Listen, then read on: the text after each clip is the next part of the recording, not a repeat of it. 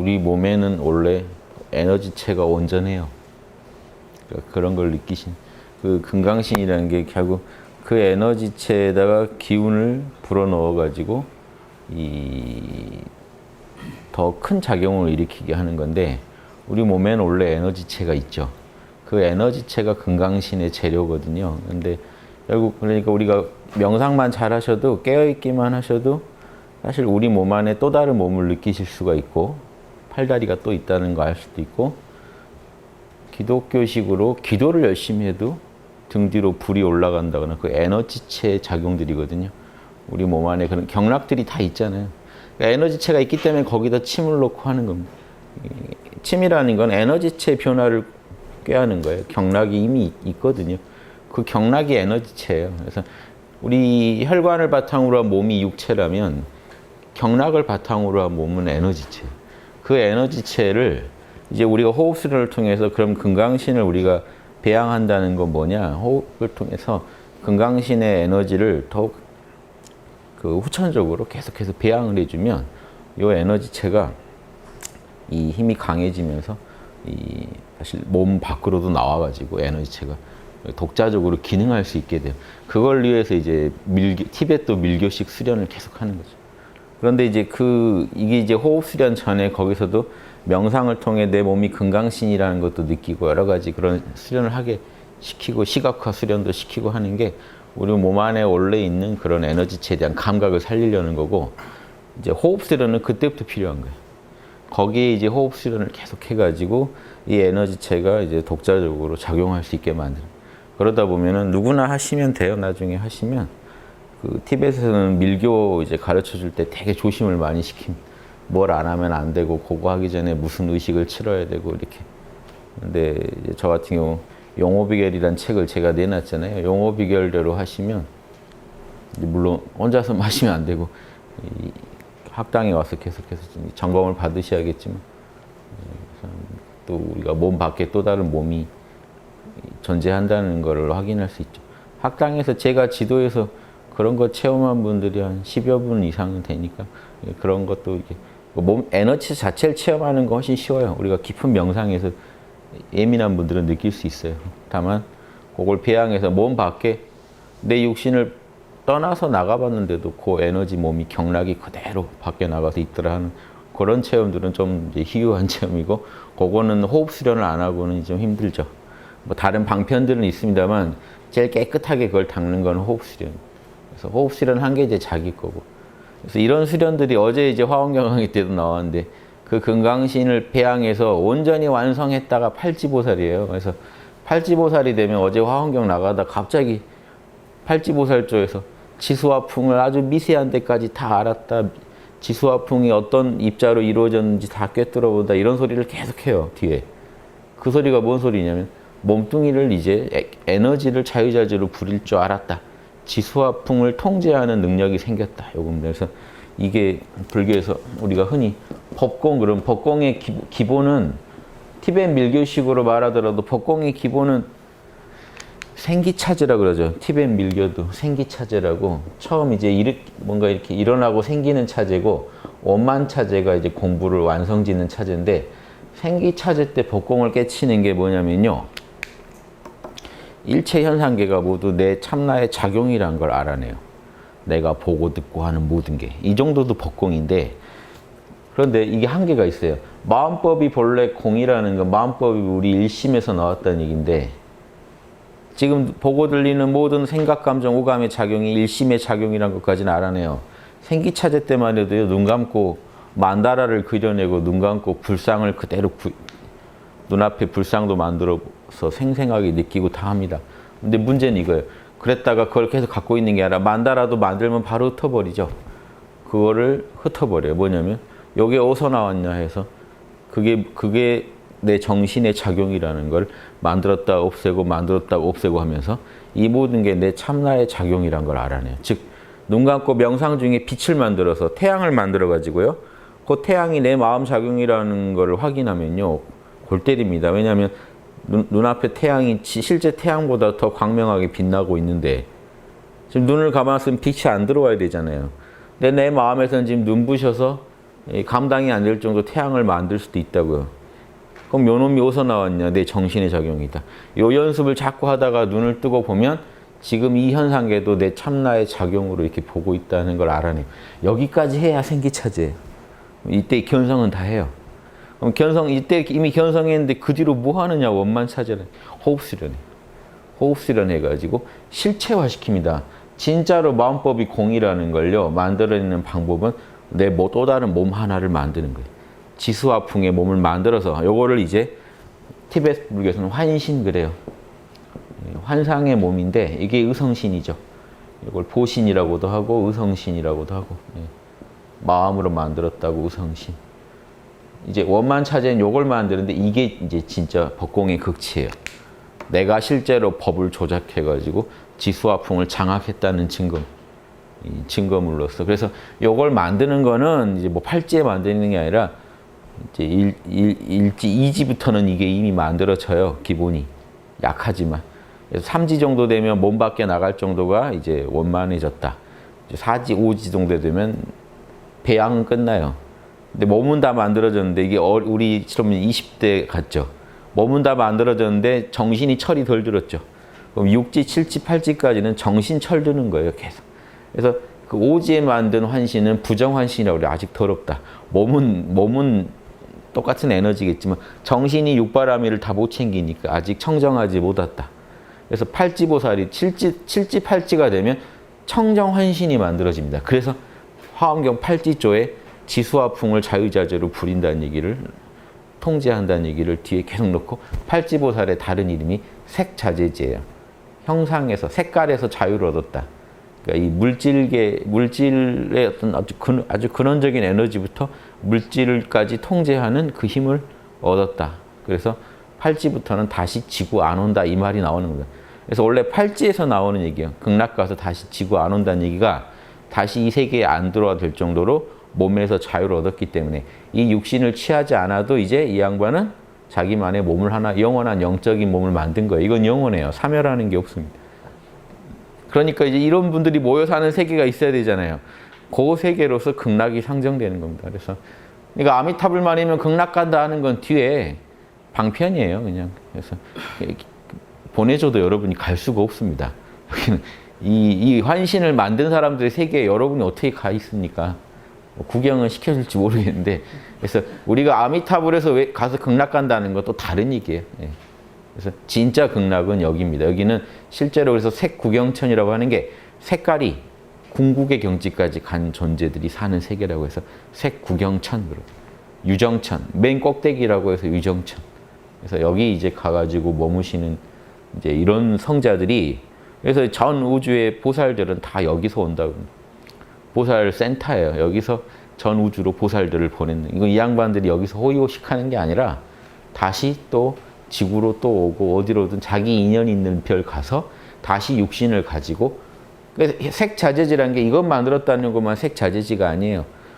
필요하면 언제든지 또 육신을 취했다 버렸다에 자유로워졌다는 거죠. 영원한 몸을 얻었기 때문에 육신을 취하고 버리는 것도 자유를 얻어서 또 태어나요. 또 태어나. 그래서 그 성경에 보면 예수님이 이 상황을 그대로 얘기하는 거예요.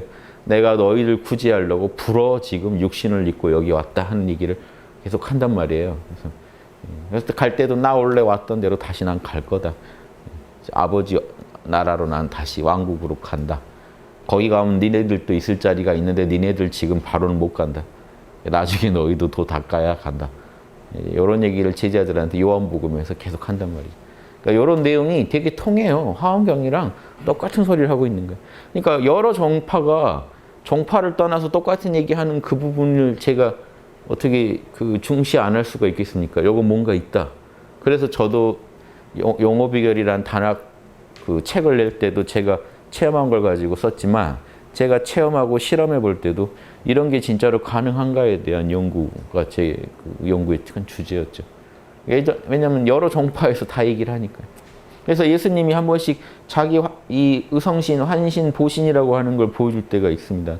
성경에 보면 변화산 사건이라고, 산에서 갑자기 육신의 예수가 아니라 청정하게 빛나는 예수의 몸으로 한번 보여줘요, 베드로는. 그때는 죽은 사람인 모세나 엘리야도 똑같은 몸으로 와서 같이 얘기 나누고 있는 걸 봐요. 그건 육신이 아니란 말이에요. 예수님도 이미 육신이 아니죠. 셋이 얘기할 수 있다는 게. 그런 거 재밌죠. 근데 재밌는 거 아세요?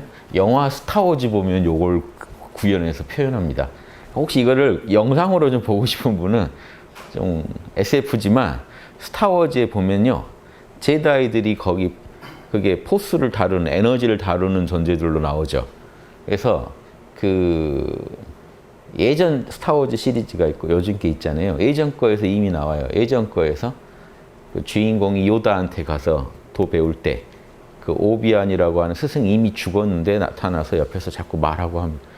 그런데 그게 그리고 마지막 그 영화 스타워즈 끝날 때 죽은 제다이들이 다 나타나서 반투명하게 나타나서 이렇게 만나요. 그 얘기가 그래서 원리를 설명 안 해주고 그렇게만 보여줘서 그것만으로도 제가 야 저건 그때 저는 다 나갈 때니까 저거 에너지체 저거 표현을 한 것 같다 했는데 새로 나온 스타워즈 시리즈에서 그 설명을 해줘요.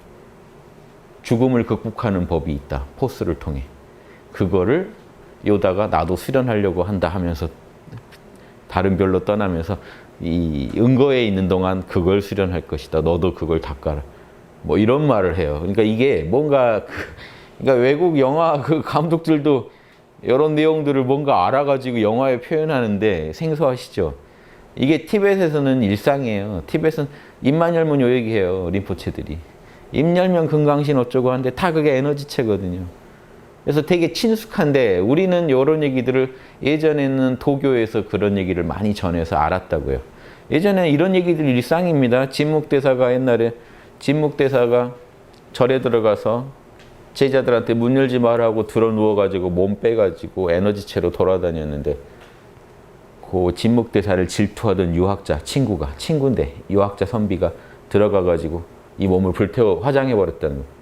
어디 스님이 죽었는데 왜 숨 안 쉬고 있으니까 왜 죽었는데 숨을 안 쉬어도 요놈이 기운으로 보존되는데 그걸 기다렸어야 되는데 제자들이 막았는데 니네 스님 왜 안 보이냐 하고 탁 밀고 들어가니까 시체가 이놈들이 죽었는데 스님 돌아가셨는데 왜 이러고 있냐 해서 빨리 태워라 해가지고 선비가 와서 뭐 예전에는 선비들이 가서 절에 가서 이렇게 하면은 스님들이 무시 못했거든요. 그래서 그럼 이렇게 해서 태웠다는 거예요. 이것도 전설입니다. 그랬더니 진묵이 돌아왔더니 몸이 없어진 거예요. 그러니까 그래서 불법을 구해왔는데 근데 그 말 자체가 저는 좀 안 믿기는 게 무슨 그때가 조선시대인데 그때 불경구하러 그 에너지체로 갔다는 게 좀 약간 이야기가 좀 이상하긴 해요. 그러니까 꼭 그런 게 아니라 뭔가 좋은 정보를 구하러 갔을 수도 있죠. 아무튼 갔다 왔는데 그러게 돼가지고 그냥 제자들아 이렇게 됐으니 내 말을 잘 들어라 하고 허공에서 이제 구해온 정보를 불러주고 갔다 하는데 뭐 그 정보가 남아있지도 않기 때문에 그 말은 좀 이상한 얘기인데 요게 또 증산도 가면은 이야기가 이렇게 틀어져서 갑니다. 요게 실제로 저는 조사 구전으로 내려온 진묵스님 설화 그 자료를 봤기 때문에 실제 이 얘기들이 지금 전해와요. 여기저기서. 근데 요 이야기 하나가 증산도에 들어가서 어떻게 또 이야기가 바뀌었냐면 그때 진묵스님이 에너지체로 이제 돌아다니다가 문명을 발전시킨 어떤 그런 정보를 잔뜩 구해왔는데 딱 왔더니 이렇게 몸이 없어지니까 열받으셔가지고 서양에 가가지고 그걸 전해서 서양에서 과학 문명이 발전했다 이런 그러니까 이야기가 이렇게 얽혀서 돌아간 아무튼 그 원형이 원래 구전으로 내려오던 이야기예요. 그 유학자가 질투해서 진묵스님이 유체 이탈이죠. 근데 유체가 아니라 의성신이 나간 이탈인데 의성신으로 나가서 돌아다니셨는데 이건 혼체가 아니고 에너지체니까 백체로 나간 혼백 중에 100가지 가지고 나간 건데 그렇게 해서 뭐 이렇게 몸을 잃었다 하는 이야기 이런 얘기들이요. 중국에도 많아요. 흔한 얘기예요. 신선들 몸 뺏고 이런 얘기들이 흔한. 그래서 이런 얘기들이 예전에는요, 되게 그냥 전해 들을 여러분도 그냥 이런 걸 공부 안 해도 전해 들을 수 있는 얘기들로 내려왔었어요. 그래서 그 얘기들 속에 그러니까 지금 기독교는 예수님이나 부활하는 얘기인데 동양은 그 얘기가 되게 흔해요. 몸을 벗고 몸을 또 새 몸을 얻어 돌아다니고. 그러니까 이런 거 보면은 뭔가 연구할 만하죠. 동양의 이야기들도. 그 얘기들에 근데 저는 영호비결이라는 그런 몸 만드는 비법 책을 제가 낸 입장이니까 좀 관여가 더 깊게 돼 있으니까 설명을 안 드릴 수가 없죠. 그 얘기들에 과장된 것도 있지만 들어가 보면 원형의 얘기는 우리 몸 안의 경락을 배양하는 방법에 대한 얘기. 호흡을 통해서 경락이 실제 강해지는 걸 느끼시면 재밌어요. 여러분들도 경락이 다 흐른단 말이에요. 경락 안 흐르는 사람이 어디 있습니까? 그런데 못 느끼시잖아요. 그런데 단전에다가 호흡 1분, 2분 정도 기운을 모으면 경락이 이만한 그 기운들이 뭉클뭉클. 그냥 뭐 그 바람도 아니에요. 바람 같기도 하고 어떨 때는 뭉클뭉클하게 이렇게 흘러다녀요. 째보면 아무것도 없죠. 근데 나한테는 내 육체보다 더 실감난 얘기예요. 그러니까 제가 막 의사분들 중에 기가 있네 없네 하는 분들은 무조건 호흡 한 1분, 2분 해보시고 얘기하자는 거예요. 난리 나실 겁니다. 몸에 이런 거 지나다니면 이거 하나만 체험해도 난리 나요. 배 처음에 오장육부를 뚫고 다니는데 기운들이 요거 뚫고 다니기 시작하면 난리 나요. 육체로 이렇게 지금 꼬집는 것만큼 똑같이 이 체험이 일어나기 때문에 그리고 그 질감을 그대로 느끼실 수가 있어요. 설명까지 다 해서. 그리고 반드시 몸에 뭔 일 났지 싶어요. 여기 구멍 뚫고 다니고 할 때는 진짜 몸에 뭔 구멍 났지. 이 정도 안 되면 기가 약한 거죠. 그렇게 해가지고 온몸의 경락이 다 열려서 돌아다니는 걸 느끼면 이게 기라는 게 예전 어른들이 거짓말한 거 아니구나 하는 거 알죠. 그런 거 이거는 제가 지금 얘기드린 건 아주 기본이에요. 기본에 그 정도까지 느껴야 이제 단학 기본은 들어간 게 돼요. 이거를 우리 조상들이 하던 거를 제가 배워서 했는데 중국에서 하는 것보다 훨씬 쉽고 간단하다는 거예요. 그래서 영호비결이라는 책을 풀어낸 이유가 중국 토경이랑 달라요. 중국 교과서들은 훨씬 복잡합니다. 사람을 아주 굴려서 가르쳐요. 조선은 아주 핵심만 가르쳐요. 다른 뭐 몸 쓰는 것도 없어요. 앉아서 그냥 호흡만 단전까지 때리면 방금 말한 금강신이 다 만들어지게 돼 있어요. 초간단한 방법. 중국을 가면 별걸 다 시켜요. 그런데 중국에서도 영문판가 거기 제대로 공부하는 데가 있는데 거기 장문인한테 누가 단학하는데 막 이렇게 이런 체조나 이런 건 안 보여주냐고. 그런 건 관계없는데요 라고. 그러니까 거기도 제대로 배운 데들은 똑같은 소리를. 그러니까 중국에는요 이렇게 조선에서 건너간 간단한 방법이 처음에 건너간데 그 방법 그대로 지키는 사람도 있고 여기다 뭘 살을 보태서 엄청 복잡하게 만들어버린 게 유행이에요. 그럼 거기 가면 뭐 별짓을 다 해야 돼요. 근데 저는 그 봉호 선생님한테 배울 때 조선식은 너무 쉽다. 너무 쉬워서 안 할까 봐 걱정이다. 그럼 뭐냐? 숨을 단전까지만 계속 들이쉬고 내쉬어라. 두 개의 길이만 맞춰라. 이게 다예요. 이게 다니까 지금 제가 최고의 비법을 다 얘기한 겁니다. 이거 외에 다른 거 하실 게 없어요. 제가 점검해 드린다는 건 방법은 이거 하나인데 하다가 일어나는 현상에 대해서 놀라시지 않게 지금 무슨 현상이니까 거기서 더 어떻게 가십시오. 이제 이런 현상을 설명해 줄 수 있지만 그런다고 해서 방법이 새로 바뀌진 않아요. 근데 중국은 단계별로 방법을 막 바꾸고 뭔가 돈 내고 계속 안 들으면 따라올 수 없게 뭘 만들어놨어요. 그런 거 다 그건 도장 운영하는 차원에서 뭘 만들어서 보탠 겁니다. 조선은 은밀하게 했기 때문에 따로 뭘 그런 게 없죠. 핵심만 전승된 거고요. 거기는 자꾸 도장 운영하고 뭐 하고 하다 보니까 복잡해졌어요. 그리고 봉호 선생님 말씀이에요. 빨리 따라오지 못하게 하려고 그런 게 있다. 빨리 따라오면은 제자가 너무 빨리 따라오면 안 되니까. 예, 그것도 그 리얼한 얘기죠. 봉호 선생님이 그러시더라고요. 그래서 봉호 선생님 때도 욕을 많이 먹으셨대요. 너는 무슨 비법을 주머니에 넣고 다니다 막 주듯이 그냥 주느냐. 그분들 말도 그러니까 그 논리가 있는 거예요. 왜 어렵게 하느냐. 그게 꼭 필요해서가 아니라 정성을 시험하는 거다. 말은 그럴싸하죠. 뭔가 인내와 정성과 여러 가지 요소를 시험해보고 줘야지 비법은 간단해도 그렇게 쉽게 주면 안 된다. 그 논리가 계속 내려오는데 봉호 선생님 생각은 요즘 사회에 그러면 도 끊긴다. 이거. 그렇게 하면 누가 배우냐. 그래서 막 퍼져도 될까 말까 하는데 그래서 저는 이제 그 논리를 더 중시합니다. 봉호 선생님한테 배웠기 때문에 지금 진짜로 이렇게까지 안 했다가는 이렇게까지 줘도 안 하는데 뭐 굴려서 준다 그러면 진짜 이거는 끊길 소리다. 예, 보편화돼야 될 마당에 이런 게 상식이 돼야 될 마당에 이게 끊길 얘기를 할 수는 없죠. 그래서 저는 그렇게 합니다. 부작용도 당연히 있겠지만 그런 얘기도 생각해 보시면 재밌죠. 그래서 우리나라에 어떻게든 그 단학의 비법이 중국보다 더 간명한 법이 다른 나라에 없는 법이 있으니까 티베트 불교 이런 거 저는 별로 그렇게 높게 안 보는 이유가 거기 밀교하는 거 우린 단학했고 거기 대승불교 하는 거 저는 그거 그렇게 대승이라고 안 봐요. 자꾸 입으로는 중생구제 외치고 뭐 하지만 솔직히 백성들 뭐 행복하게 하는 거 못 봤고 티베트 왕조가 그렇게 진행돼 오는 중에 백성들은 늘 거지같이 살았거든요. 옛날 중국에서 가보고 놀랬어요. 티베트 국민들의 처참한 삶을 보고 귀족들은 완전히 찬란하게 사는데 아주 소수가 다수를 착취하는 시스템이란 말이죠. 그럼 대승이 제대로 만약에 구현됐다면 그렇게 림포체들이 와서 그 도를 폈다면 왜 그러고 있냐는 거죠. 림포체도 한두 명 오는 것도 아닌데. 저는 덜 대승이라고 생각해요. 진짜 대승은요, 이렇게 종교의식에 집착하지도 않아요. 진짜 살아있는 보살들이라면 중생의 모습으로 중생 세계 속에 들어가서 중생의 삶 자체를 바꿔버리라는 거죠.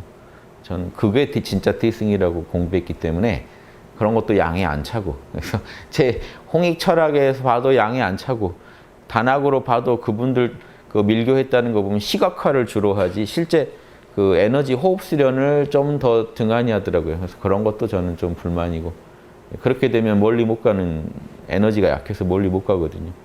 그래서 이거 그냥 이제 뭐 제가 티베트 가보지도 않고 저런 소리 한다 하실 수도 있는데 참고해 보세요. 견성법도 티베트에 족첸이나 이런 거 있거든요. 최상승법 티베트에 그런 거 해가지고 이제 한 방에 가는 건데 마하무드라니 그것도 우리 학당에서 하는 그거 그대로예요. 다른 거 없어요. 예전에 어떤 림포체가 공부한 얘기가 저도 본 적이 있는데 족첸 대가한테 배우는데 스승이 가르쳐줘요. 그러면 스승이 결국 기본적인 것만 계속 가르쳐줘요. 사실은 거기도 보면은 모르겠어요. 이렇게 한 방에 바로 깨치게 하지 않아요. 또 거기도 거기대로 계속 굴려요. 육바라밀을 닦아야 되니까. 이제 이해는 하죠. 육바라밀을 원만하게 닦으려면 바로 도 가르쳐주면 기고만장해져서 이게 말 안 듣는다고요. 그러니까 여러 가지 인내력도, 그러니까 육바라밀 중에 뭐 지게도 시험하고 인욕도 시험하고 정진도 내가 이 정도 가르쳤는데 진짜로 열심히 따라오나도 보고 이거 다 봅니다. 남한테 어떻게 동기들한테 어떻게 대하나도 보고 다 봐야 돼요. 그러다 나중에 때가 되면은 뭐 선정하는 것도 당연히 가르쳐 주죠. 그런데 족첸이라는 거 사실 선정도 하지 말라거든요. 선정도 하지 마라, 명상도 하지 마라, 생각도 하지 마라, 아무 짓도 하지 마라, 가만히 있어라. 그러면 너는 텅 빈 각성, 공성을 그대로 체득한다. 요게 족첸법 비법인데, 마하무드라 비법인데, 그러면 이제 근데 처음에 이 제자가 한 번에 어떻게 놉니까?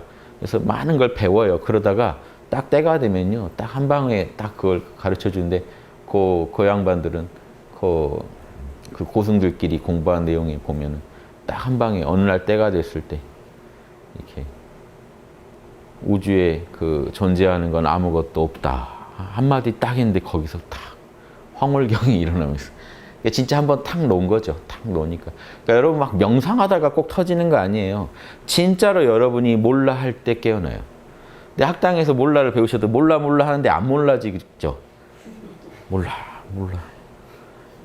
근데 이게 안 몰라지지 하면서 이렇게 있는 상태에서 도가 얻어지는 게 아니고 TV 보거나 뭐 남하고 얘기하다가도요. 진짜 어떤 한마디의 울림에 탁 몰라가 되는 순간 무서워집니다.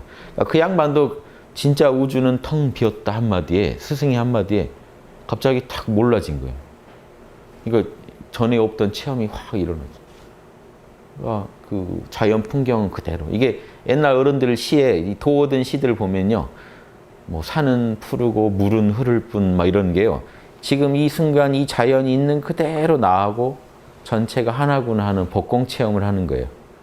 초월하는 순간. 내가 몰라 하는 순간 이 우주가 통으로 들어오는 거죠.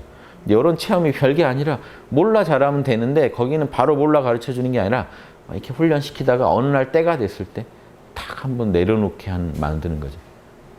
그럼 이제 그 체험하면 너도 그거 얻었구나 하고 이제 인가해 준. 그러니까 이런 식으로 전승될 뿐이에요. 이게 남들이 들으면 신비한 얘기죠. 학당에서는 늘 일어나는 일이고 이 학당에서는 이걸 더 체계적으로 연구해서 지도하고 있습니다. 몰라 못하시면은요, 여러분이 아무리 잘나신 것 같고, 여러분이 아무리 많이 하는 것 같아도요, 몰라를 못하시는 하는 그건 진짜 여러분 거 아니에요. 여러분이 생각으로 만들어낸 거예요. 몰라를 한번 못하면요, 내려놓지 못하는 거는 내려놨을 때 진짜 신성에 부합된 것만 살아남아요. 가짜들은 다 날아가요. 근데 이 몰라를 안 했다는 얘기는 계속 여러분이 하나 또 얻은 정보 하나 또 보태고 또 보태고 이렇게 들고 다니신다는 얘기예요. 그런데 몰라를 하시게 되면 이걸 다 내려놓고 모르겠다고 신성과 하나가 되잖아요. 그러면 신성에 부합되는 거는 취하고 아닌 건 버리고 해가지고 이제 여러분이 중심이 돼서 이 지혜도 진리도 다시 깨치게 됩니다. 그래서 그런 체험이 없이는 여러분은 지금 여러분의 편견과 이게 아집이 묻은 정보들을 잔뜩 갖고 다니신다고 보면 돼요. 그래서 틈날 때마다 몰라 하세요. 몰라 하면 여러분이 무슨 아는 걸 잃어버리는 게 아니라 몰라 할 때 여러분이 아는 것들이 더 이 정순해져요. 순수해. 불순물이 날아가고 순수해. 그 순수한 것들을 많이 알아야 진짜인데 그냥 많이 갖고 있다고 진짜인가요? 진짜 베개를 갖고 있어야죠. 그래서 몰라를요, 저만 해도 이렇게 이런 경전을 강의하고 주역을 강의하고 하면 머릿속에 너무 많이 들어있게 되잖아요. 그러면 다 내려놔요. 강의 끝나면 몰라 해버려요. 다 내려놔면 진리에 부합되는 건 어디 안 가고 다 있어요. 이상한 게 있으면 바로 들통나요. 뭐 찜찜한데? 그럼 그거 의심해 보면 이유가 있어요. 그거 정리해서 버릴 건 버리고 뭔가 이렇게 자명하게 분석할 건 분석하고 해서 몰라를 계속하면서 몰라하고 연구하고 몰라하고 연구하는 게 일상이에요. 보살의 일상. 요거를 지관쌍수라고 하는 거죠. 내려놨다가 관했다가 내려놨다가 꿰뚫어 봤다가. 그래서 이걸 이 활용을 못 하시면 계속 연구만 하려고 하시면 여러분 그 진실에 도달할 수가 없게 됩니다. 여러분이 들고 있는 걸 완벽히 내려놔 보세요. 왜냐하면 우주의 진리는요, 여러분이 지금 얻으신 정보가 진리가 맞다면 완벽히 내려놔도 그 진리는 생생해야 돼요. 가짜들은 날아가 버려요. 가짜들은 여러분이 놓는 순간 사라져요. 여러분이 억지로 쥐고 있었던 거기 때문에 놓는 순간 사라지는데 진짜는 어디 안 가요? 생생해요. 더 생생해져요. 몰라 하고 난 뒤에 다시 사색을 해보면 아까 내가 갖고 있던 것 중에 진리에 맞는 것들은 더욱 강력해져 있어요. 진리에 어긋난 것들은 뭔가 부실해져 있어요. 부실공사했다는 표가 나요. 이렇게 귀한 겁니다. 그래서 몰라만 하시면요, 우주가 통으로 여러분 안에 들어온 체험도 할 수 있다. 지금 티벳도 그거 해가지고 공 깨치게 하고, 호흡해가지고 결국 호흡과 만트라로 에너지 배양하고, 대승 중생을 이롭게 하라는 대승 이념으로 인도하고, 이게 다예요. 티벳 불교 이게 다예요. 그래서 결국 그 양반들도 뭐 공부하느냐? 제가 화엄 십지 강의했잖아요. 거기 십지 책에 따라 공부하는 걸 중시해요. 거기는 화엄 십지를 강조하지는 않고 화엄경의 십지 체계가 있고 유식학의 십지 체계가 있어요. 유식학의 십지 체계를 더 모델로 하더라고요. 내용은 거의 유사해요. 근데 관점이 살짝 다르죠. 아무튼 유식학의 십지 체계를 가지고 닦아간다. 제가 지금 강조하는 건 화엄의 십지 체계인데 저는 화엄의 십지 체계가 훨씬 정밀하다고 보는 거예요. 더 정밀하고 그 계제에 대한 설명이 더 치우치지 않고 원만하다. 저는 그렇게 봅니다. 그래서 거기는 달라이라마 강의하실 때 보면 늘 유식학 입장에서 십지 체계를 얘기하는데 거긴 되게 학술적이고 이론적이긴 한데 십지 체계가 갖는 그 참 맛을 제대로 소개하는 건요. 화엄경이 그걸 되게 실감나게 구현해서 보여줘요. 그러니까 이 두 개를 같이 보는 게 제일 좋은데 아무튼 제 입장에서도 그쪽도 같이 보겠지만 저도 같이 보면서 화엄경에서 이미 요약해서 다 말씀드립니다. 유식학의 입장도 다 요약해서 제가 말씀드려요. 그런데 아무튼 저는 화엄경을 더 위주로 해서 말씀드리고 저는 화엄경만 하는 게 아니라 화엄경으로 단권화했지만 그 안에 뭐가 들어있나요? 제 화엄경 강의 들어보시면 불교, 도교, 또 뭐죠? 유교, 기독교까지 다 넣어서 얘기합니다. 그러니까 모든 문파의 가르침을 통해서 확인해 본 영성의 개발의 10단계 체계를 저는 강의하고 있죠. 그러면 제가 티베트 불교 별로 그렇게 겁 안 난다 하는 얘기가 그게 그냥 제가 빈말로 드리는 게 아니고 그쪽에서 제일 잘하는 거 다 조사해 본 뒤에 우리 거랑 비교해 보고 자신이 있어서 말씀드립니다. 그래서 우리는 절대 그런 형식이나 그런 뭐 환생자 찾아내는 짓 안 할 겁니다. 다시 태어났을 땐 이유가 있는 거예요. 전생 기억 잃어버리고 태어났을 땐 이유가 있는 거예요. 이해되시죠? 그거 살려 쓰겠다는 발상도 좋은데요. 저 같으면요. 진정한 제대로 된 홍익학당 같은 이런 진정한 영성교육기관을 많이 만들어서 그런 친구들이 와서 재밌게 배울 수 있는 그 교육 시스템을 만들 거예요. 누구나. 그러다 보면 거기서 지가 실력 있으면 지가 스스로 인정받으면서 올라와야지. 전생했다고 차단해서 특수교육 시켜가지고 리더로 앉혀놓으면 우리나라 국민들 같으면 동의할까요? 특별교육 받는데요. 림포체들은 사실은 어려서부터 귀족교육, 귀족 대접을 받고 특별한 귀족 교육을 받고 리더가 되면 여러분 승복이 될까요? 거긴 승복을 해요. 왜냐하면 전생의 림포체다라는 말에 이미 다 승복을 하거든요. 대단하신 분하고.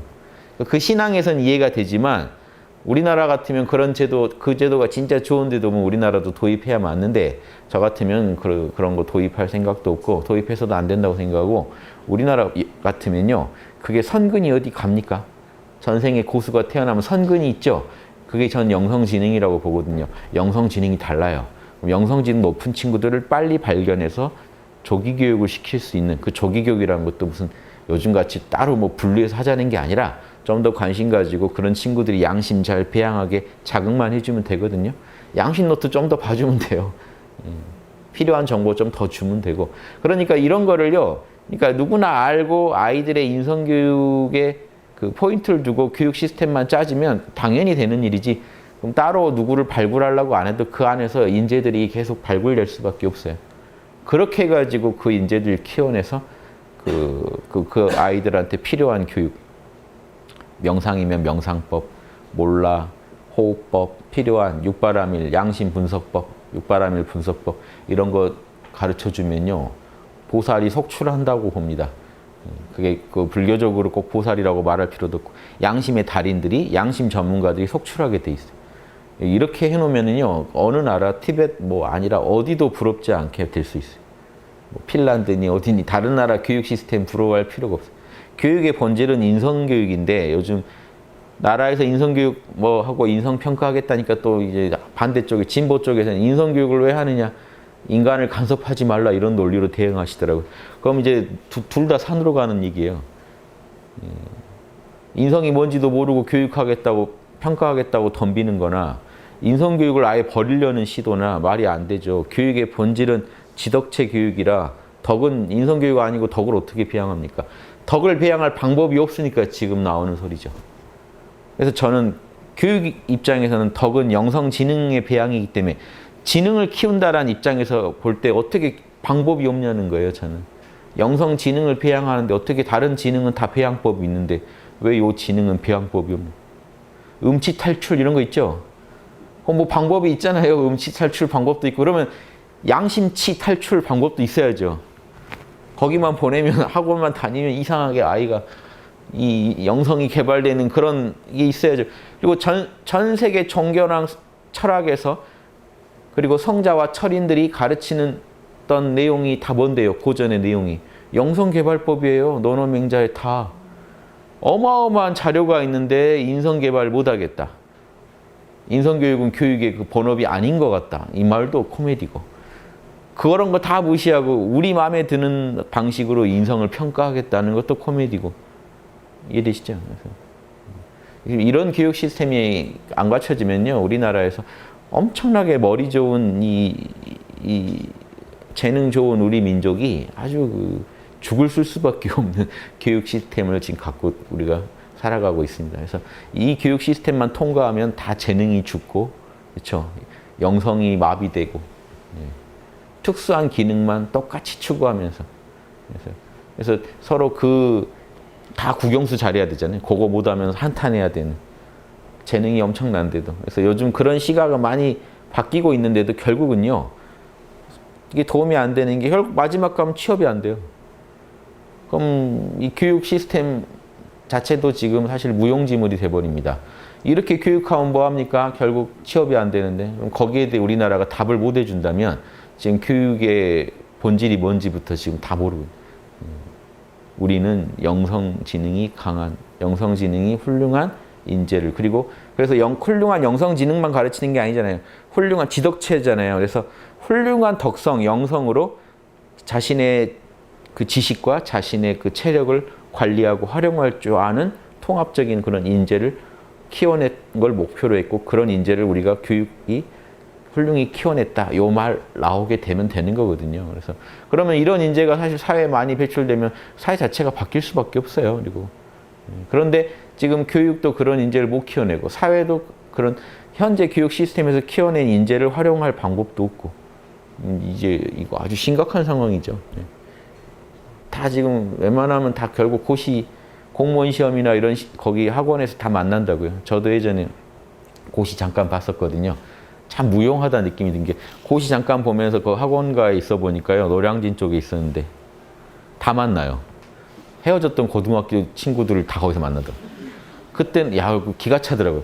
그때 우리 어느 대학 간다고 그렇게 고민하고 막 세상 끝났네 어쨌네 한데 결국 다 고시 학원에서 만날 거면 그래서 우리 그때 왜 그랬냐 하는 결국 취업이 안 되니까 지금 웬만하면 다 공무원 시험 본다고 다 난립니다.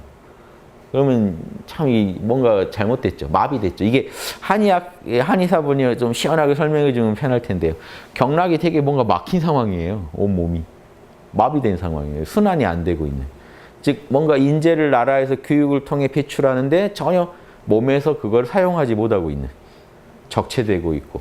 유능한 인재들도 필요 없다. 이 사회에서 지금 도움이 안 된다 하고 사장시켜버리는 뭐 이런 상황이 아닐까. 그런 걸 지금 위에 계신 분들부터 저 아래까지요. 만약에 전 대안이 있어요. 양심 노트 써보세요. 분명히 방법이 보입니다. 지금 우리가 편견을 가지고 우리 임원들은 돈 일반 직원보다 몇십 배 많이 받아야 돼. 뭐는 뭐 해야 돼. 이런 쓸데없는 편견들이 있어요. 그거 가만히 관찰해 보면 양심 노트 한번 써보세요. 내가 왜 이렇게까지 받아야 되지? 내가 왜 이렇게까지 해야 되지? 뭐 때문이지? 사회에서 어떤 이상을 유지하기 위해서 왜 우리가 그런 거에 집착해야 되지? 이걸 혼자 쓰면은요 좀 불안해서 못 쓰실 거예요. 나만 썼다가 나만 바보 될 수 있잖아요. 근데 사회 전체가 만약에 쓴다면요 안심하고 쓰시겠죠.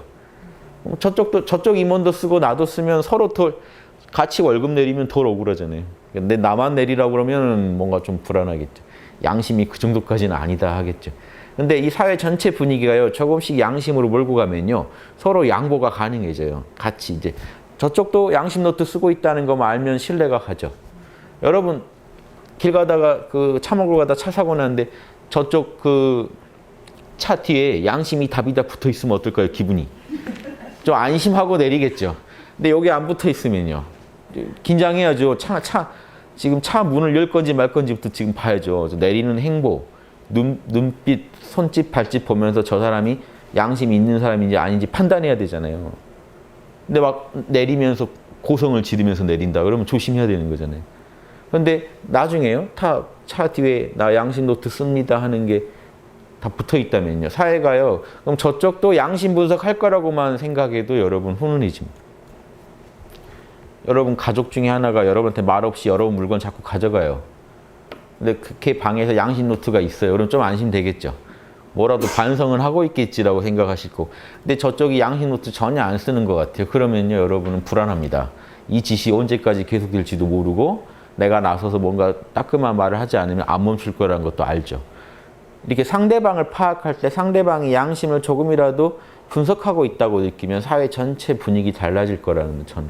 그래서 양심 노트만 보급해도 쓰고 있다는 것만 알아도 우리가 서로 사회 전체 문제에 대해서도요. 내가 조금 양보해도 저쪽도 양보한 거에 대해서 양심 분석할 거다라고 생각하면 양보가 돼요. 그런데 나만 양보했지 저쪽은 욕심 노트를 쓰고 있다고 판단되면은 내가 양보한 것이 꼭 욕심 때문이 아니라도 좋은 결과를 못 나올 거라는 생각이 드실 거예요. 그래서 사회 전체가 혼자 해서 될 일이 아니고 제가 항상 주장하는 양심 51%가 양심 분석을 하는 나라로 가기만 하면요. 지금 뭐 문제되는 것들요. 다 해결책이 나올 겁니다. 취업이 안 된다고요? 분명히 있어요, 답이. 그래서 제가 사회에서 답 내주기 기다리지 말고 백수보살이란 말 쓰면서 취업이 안 되시는 분들도요. 육바라밀 훈련을 하시라고 제가 하루에 육바라밀을 양심 분석을 계속해가면서 하루하루를 살아가는 연습부터 한번 해보시라고 말씀드리는 거예요. 그러면서 삶의 의미와 보람을 다시 생각하고 다시 확인하고 나면요. 또 다른 시야가 열릴 거라는 거예요. 다른 인생의 활로가 열릴 거라는 거예요. 이게 최선책입니다. 제가 써본 방법이에요. 제가 30살쯤 돼가지고요. 인생의 낙오가 됐어요. 제 친구들은 다 취직하고 했는데 저는 이것도 저것도 다 안 돼가지고 30살에 딱 되니까 이제 뭘 해야 될지. 이 나이에 지금 내가 다른 데를 가서 뭘 다른 걸 해야 되나? 제가 왜 저는 당황했냐면 제가 제 재능도 찾았고 전 다 했어요. 그 남들처럼 너가 하고 싶은 걸 찾아봐도 아니에요. 하고 싶은 걸 찾아서 열심히 했더니 그렇게 됐어요. 그게 이제 이런 유불선 합일이었잖아요. 그래서 그걸 열심히 했더니 써먹을 데가 없는 거예요. 그러니까 재능 찾고 다 했는데 낙오가 되니까 당황스럽더라고요. 이거 어떻게 해야 될지. 이제 와서 이 좋은 거를 버릴 수도 없고 그러자고 계속 가자니 미래가 정말 불투명하고 사회 즉 시장에 도움되는 게 아닌 거예요. 그러면 시장에서 나한테 먹고 살 어떤 생계책을 마련해 주지 않을 거고 그럼 난 어떻게 해야 되나. 그러니까 그때 저도 결국은 계속해서 하늘이 나를 그렇게 죽일 리 없다. 양심만 계속 지켜보자고. 요즘 말로 하면 육바라밀을 계속 붙잡고 늘어진 거죠. 인간이 우주를 낼 때 이런 소소한 직업이 중요하냐? 인간답게 살으라는 걸 우주가 더 최고로 치지 않겠느냐? 그래서 내가 내 본업에 충실하면요. 우주도 답을 내주겠지 하고 그냥 버틴 건데요. 그게 어떻게 생각하면요. 자존감을 안 잃어버리는 방법이었죠.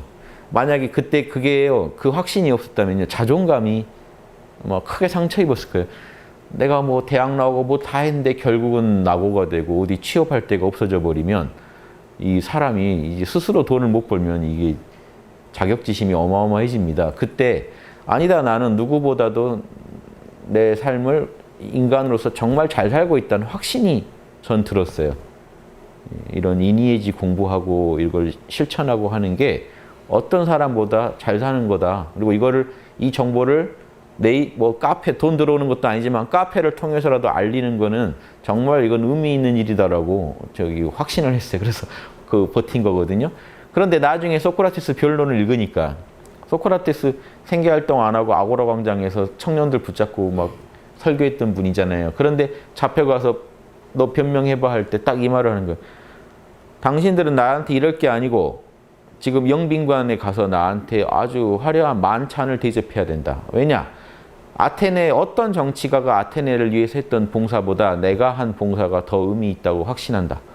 이 자신감으로 그 양반 그렇게 했구나 하는 게 그러니까 저는 백수들이 요 정도 자신감을 갖고 저는 취업을 하더라도 구직 활동을 하더라도 자신감을 잃어버리면 끝입니다. 사람은 어떤 생명체도 그러고 못 살아요. 내가 하는 일에 대해 당당해야 됩니다. 즉 월급을 내가 안 받고 있을 뿐이지 나는 정말 가장 의미 있는 일, 모두에게 의미 있는 일을 하고 있다. 그러면서 계속해서 월급 계속 안 받고 못 살잖아요. 그러면서 자꾸 연구를 하면 다른 시각에서 상황이 판단된다는 거예요. 그래서 큰 일 기대하지 말고 작은 일부터 키워서 키워나가는 또 그런 육바라밀의 힘은요. 그런 지혜를 줘요. 인내력도 주고. 작은 일, 내가 할 수 있는 지금 이 순간 제일 자명한 것만 택해서 하면 됩니다. 지금 이 순간 나한테 제일 자명한 일, 내가 지금 이 일하는 게 내 에고 마음에는 안 들지 몰라도 내가 지금 이 일하는 게 제일 이 상황에서 자명하다. 그러면 해보는 거죠. 그 일을. 돈 들어오고 안 들어오고 떠나서 해보는 거예요. 하다 보면 분명히 알아요. 이 일은 절대 아니구나라도 아무튼 뭐라도 하나 확실히 알아요. 그럼 요거 선택지에서 내 인생에 요건 아닌 것 같다. 제거. 또 이런 식으로 계속 찾아가시다 보면 작은 일이 점점 커지더라는 거죠. 저도 지금 이렇게까지 올 줄은 상상도 못했어요. 아무튼 그때 제 판단에 제일 자명한 것 같아서 나는 이 정보를 연구해서 국민들한테 알리는 게 제일 자명한 것 같아서 버텼습니다. 누가 돈 안 주고 우리 아버지 용돈 받아 버텼으니까 아버지한테 제일 미안하죠. 그래서 벌어다 드려야 할 나이에 용돈을 안 받을 수가 없더라고요. 당장 어떻게 살 수가 없으니까. 그래서 너무 죄송했고 그런데 아무튼 지금은 이제 아버지가 투자한 거 후회 안 하시죠. 그래서 그러니까 일종의 투자를 하십시오 하는 마음으로 버텼는데 아무튼 그때 버티면서 그 자신감으로 해가지고 이게 있었어요. 이건 국민들한테 반드시 도움이 된다는 확신이 있었거든요. 그러니까 저만 좋아서는 안 돼요. 나도 좋았고요. 제가 잘할 수도 있었고 반드시 도움이 된다는 확신이 있으니까요. 뿌듯하더라고요. 제가. 그래서 가진 것도 없고 했어도 그때도 항상 뭔가 이렇게 당당했어요. 나는 당신들이 몰라서 그렇지 나 지금 당신들 지금 나한테 달렸어 하면서 내가 연구 오늘 게을리하면 월급 안 들어온다고 통장에 돈 안 들어온다고 제가 월급 게을리하면 이 우리나라가 지금 답이 안 보일 수도 있다 이런 확신을 갖고 제가 연구했다니까요. 그러니까 이 당당한 백수였거든요. 그래서 지금 다른 분들 사정은 훨씬 또 저랑 조건이 다르기 때문에 힘들 거라고 봅니다. 다만 그냥 제 그 체험담에서 제가 건진 진리라는 거는 어떻게나 육바라밀을 놓지 마시고 자명한 데 서십시오. 그게 아무리 그 모양 빠지고 험한 일 같아도요. 그 일이 지금 내 인생에 자명한 것 같으면 거기 가서 버텨보시면 그 안에서 또 육바라밀로 몰라 괜찮아 하고 분석하면서 양심 분석하면서 버티면요. 우주는 또 다른 답을 줘요. 정보를 또 줍니다. 그 영감을 따라 또 자명한 데를 찾아가고. 지금 우리나라도 그렇게 살아나가야 돼요. 지금 이게 무슨 백수에다 한 얘기가 아니에요. 백수만 해당되는 얘기 아니에요. 우리나라 지금 답 안 나오죠. 남북 전쟁 날 것 같이 막 굴고 답이 안 나오는데 우리 민족이 현재 합심해가지고 제일 자명하게 우리 민족이 할 수 있고 잘할 수 있고 우리 민족 모두에게 도움이 되는 그 짓 있죠. 제일 자명한 짓, 아주 작은 것부터 그것부터 실천하면요. 이게 왜 그 미리 말씀을 못 드리냐면요. 여기선 절대 이게 안 보여요. 왜냐하면 여기서 여기는 절대 자명하지 않아요. 여기서 여기는 자명해요. 와요. 여기서 여기는 자명해요. 와요. 여기서 여기는 자명해요. 와요. 여기서 여기는 자명해요. 그럼 나중에 이걸 이루거든요. 근데 여기서 여기는 자명하지 않아요. 망상이에요. 여기서 여기를 목표로 하는 거. 자명하게 만들으라는 거예요. 지금 꿈꾸시는 게 있으면 그걸 자명하게 만들어야 돼요. 나한테. 지금 자명하지 않다는 건 내 게 아니에요. 지금은. 그럼 나한테 내 것은요. 나한테 지금 내가 조금 노력하면 될 만한 자명한 거여야 돼요. 그걸 목표로 일단 거기까지 가시는 게 포인트라는 거죠. 우리 민족도 그렇게 갔으면 좋겠다는 거예요. 조금씩 움직이고 나면 나중에는 통일이고 뭐고 다 들어와 있습니다. 남북이 통일만 되면요. 아시아에서 제일 무서운 나라가 될 수도 있어요. 우리 민족 재능이 좋기 때문에. 지금 그리고 통일될 정도의 합심할 수 있는 리더와 그런 문화가 있다면요. 우리 뭐든지 할 수 있는데 지금은 우리 지금 남한도 통일 못 시키면서 그래서 자꾸 저는 지금 북한하고 통일되면 이득이다 말하는 분도 많은데 저는 그 말하기 전에 남한 통일시킬 대책을 좀 마련했어요. 남한의 이 분열상을 합할 수 있는 그 답을 낼 수 있었으면 해요. 지금 자명한 건 요거예요. 남북 합치는 것보다 남한 안에서 우리가 같이 합심할 건지 또 다문화라고 해서 지금은 또 다른 문화의 존재들이 많이 들어와 있죠. 그 사람들하고 어떻게 또 하나가 될 건지 요 답이 안 나오는데 자꾸 밖으로 얘기를 돌리면요. 요거는 요 문제 자체 해결도 지금 뭐 회피하는 것밖에 안 돼요. 요거를 바로 우리가 맞닥뜨려 가지고 해결할 수 있을 때 통일시킬 힘이 나와요. 그 안에서. 제가 확신합니다. 근데 이제 여러분 다시 우리 개인 입장으로 와야 되니까 여러분 가정부터 통일시키세요. 가정 분열도 있지 않으세요? 그래서 자식대로 남편대로 부인대로 뭐 이게 계속 같이 뭐 꼭 지지고 볶아야 되는 건 아니지만 우리가 한 가정으로서 사회의 가장 그 아래 단인데 한 가정에서 우리가 서로 살맛이 나게 서로 살아가고 있는지에 대해서 검토해 볼 필요가 있죠. 우리가 가족 구성원들이 내가 다른 가족들이 살맛 나게 하는데 일조하고 있는지 살맛 나야 살잖아요. 그래서 서로 이렇게 돌아보는 것부터 육바람일에 시작해서 가정 문제부터 또 나라 문제까지도 계속 이렇게 항상 관심을 두고 연구하시는 그런 보살들이 우리나라의 51% 되면요. 뭐 걱정 안 하셔도 돼요. 어떤 식으로든 해결되게 돼 있으니까. 그래서 얘기가 어떻게 해서 어떻게 하는지 모르지만 자명한 결만 따라갑니다. 아무튼 저는 그래서 자명한 얘기만 지금 하고 있는 거예요. 그래서 에너지 수렴 뭐 다 좋지만 그게 결국은 나와 사회 전체를 바꿀 수 있을 때 그게 보람이 있는 거니까 그 공부는 그 공부대로 깨어있음, 육바람이, 에너지 수렴 이것도 틈틈이 이거는 미래를 위한 투자예요. 모두를 위한 투자예요. 이거 귀찮으셔도 꼭 하셔야 돼요. 명상도 하셔야 돼요. 하루에 한 번 정도 이 선정의 감동을 느끼셔야 돼요. 어제 느낀 거 오늘 이미 약해요. 기억 속에 이 희미한 느낌이에요. 어제 선정에 정말 잘 들었는데 오늘은 오늘대로의 내려놓음이 있어야 돼요. 내려놓으면 당연히 일어나는 겁니다. 선정은. 거기 집착하시면 못 들어가요. 모르겠다 하실 때 일어나는 거지 어제 그 느낌 하면은 안 일어나요. 그래서 모르겠다 하시고 계시면요. 얼마든지 또 새로운 체험이 옵니다. 비우면 자꾸 채워져요. 내려놓으시면 자꾸 우주가요. 신비로운 체험으로 여러분을 인도합니다. 우주에게 뭔가 맡기시고 모든 것을 여러분은 내려놓으세요. 그리고 내려놓기만 할 게 아니라 내려놓아서 여러분이 마음이 텅 비어지고 초연해지면 다시 검토하세요. 자명한 사고를 하세요. 양심 분석을 하세요. 양심에 혹시 지금 놓친 거 있는지 한번 보세요. 그래서 내가 국민으로서, 가족의 구성원으로서, 이 우주의 일원으로서 내가 뭔가 양심에 찜찜한 거 한 거 없는지, 직장의 또 뭐 직원으로서 이렇게 우주의 한 분자로서 자기 자신의 위치를 전후좌우를 돌아보는 게 이게 내비게이션 같은 거예요. 바냐바라멜이라는 건, 지혜라는 건. 지혜가 없으면 어디 서 있는지도 몰라요. 제대로 가고 있는지도 모르고.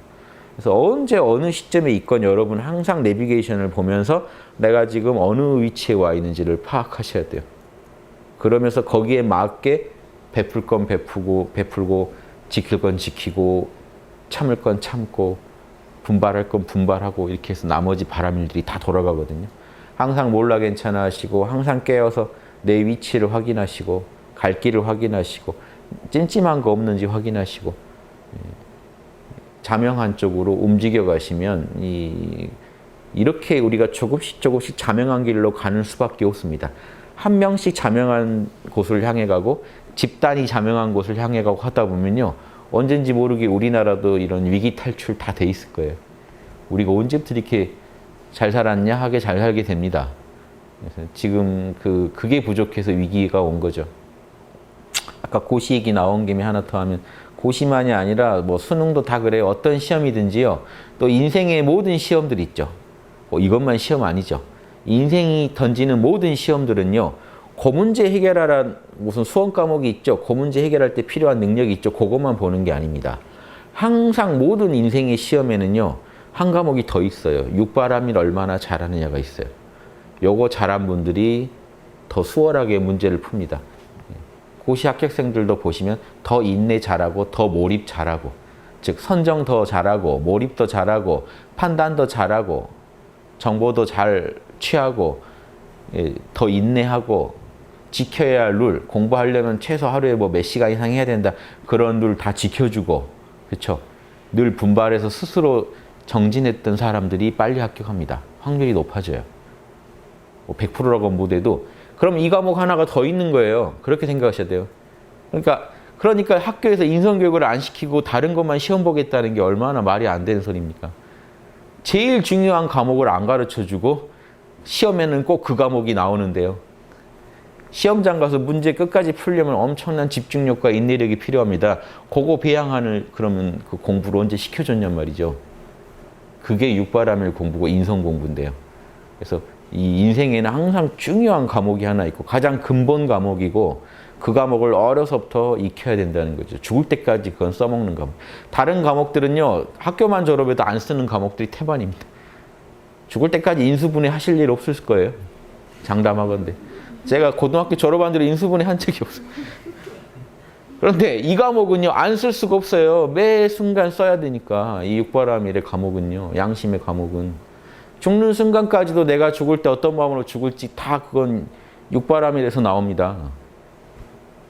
그런 거 생각하면 무섭죠. 그래서 이 중요한 인생 공부를 이 사회가 얼마나 강조하고 가르치고 답을 갖고 있는지 이런 거 돌아보시면 거기에서 모든 문제, 지금 취업이니 뭐 실업이니 남북 분단이니 뭐 전쟁 위기니 하는 거 다 풀 수 있는 답이 나오지 않나 저는 그렇게 생각합니다. 그래서 제가 도와드릴 방법은 이제 이런 얘기 해드리는 거죠. 뭐.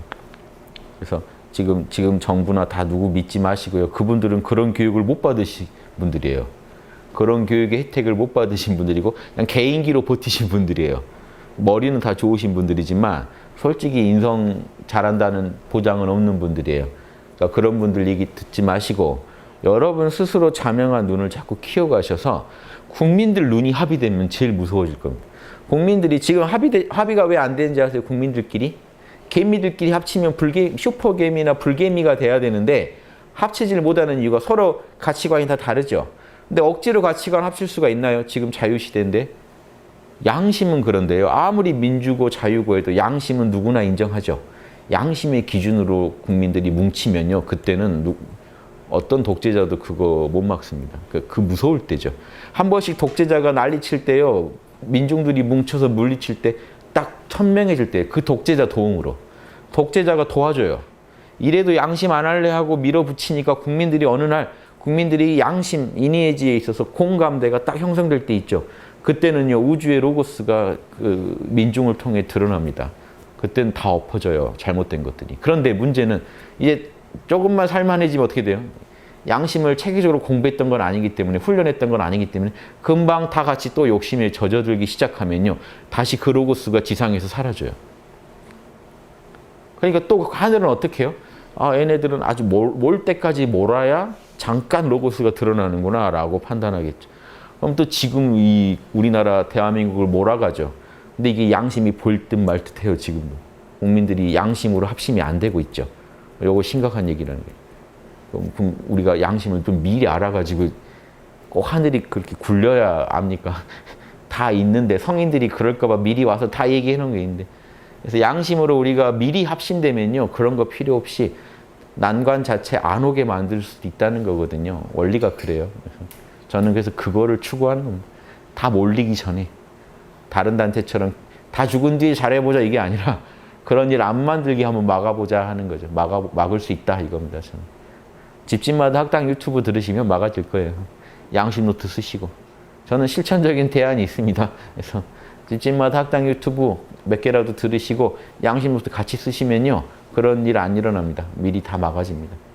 험한 꼴 안 보고도 우리 다 잘 살 수 있다 이겁니다. 그래서 예, 여기까지 하겠습니다. 예.